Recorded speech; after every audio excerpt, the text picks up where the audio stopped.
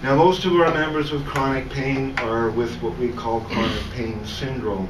This is if you have 24/7 pain, you go to put on your jacket, you want to go out, you can't because it hurts too much. You can't go up the stairs, you can't sleep, you can't go to work. That's your life affected. It's not just the pain, it's your whole life is affected by pain. That's chronic pain syndrome. It cycles. You get pain, you get anxious because of the pain, you get depressed. That's working on the same neurotransmitters that causes the pain. You get anxious and depressed, you're going to increase your pain. That causes more anxiety, more depression, round and round you go. Cannabis alleviates both pain and depression. It's a marvelous antidepressant. I'll get into why it's illegal, but you can get poetry.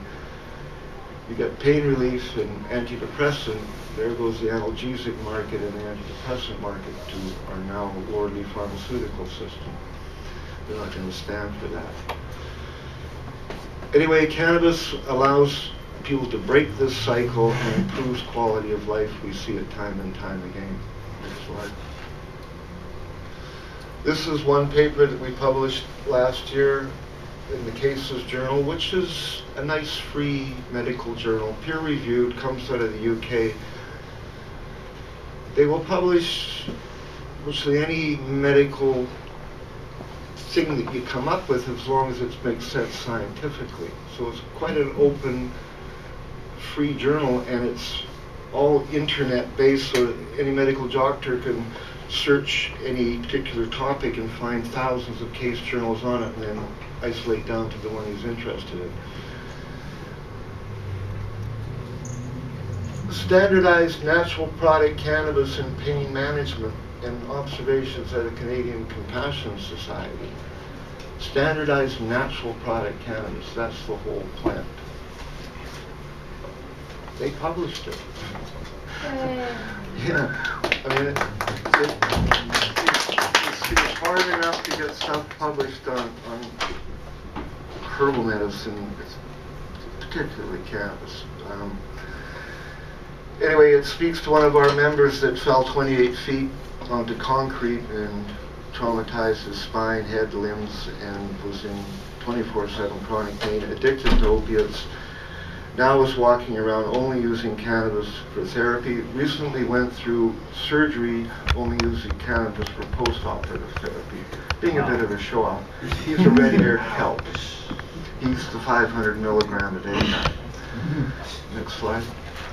We had another paper published on MS, a person also in chronic pain, another kelp. Running out of time? Two more. Oh, go back. Go back. Go back one. Other side. Left arrow. Left arrow. There you go. Sorry. One more than that. That's the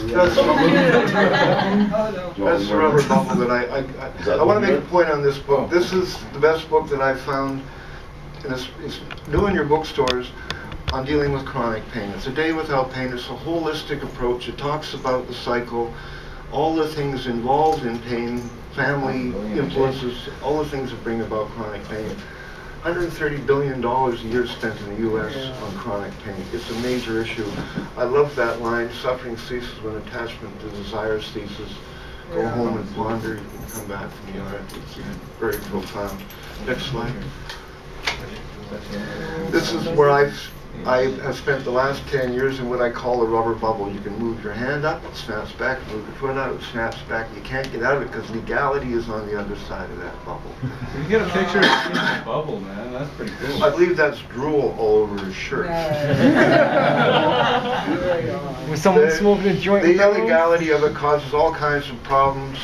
It's frustration. The most useful plant in the world being illegal. It limits resources, it limits publication potential, and the cost of product is often prohibitive for doing research. One more slide. That's a snotty little poster I have on my wall, Cannabis Efficacy. That's why it's illegal, folks. It's too much competition for the pharmaceutical industries to take at this time. We will need a medical revolution to see cannabis realized. There's a hope we proposed it to another number of members of Parliament that a new ministry be created in the House of Commons or wherever they create the ministries in Canada. But it is possible. They both believe that these things are proposed all the time. We're proposing a Ministry of Health which will oversee herbal and natural medicines. The Ministry of Health will oversee the pharmaceutical. In the future, you can choose between them. The money we save on enforcement and prohibition of cannabis can be put into educating people and utilizing the plant. Thank you very, very much.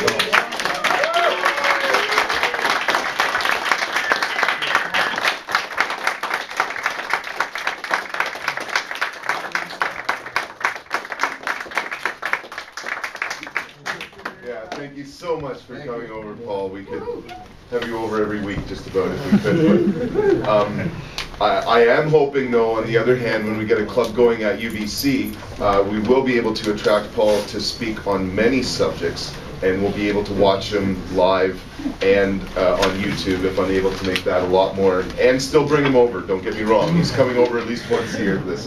Thank you again for all your hard work over all these years and your excellent work with the Green Cross again.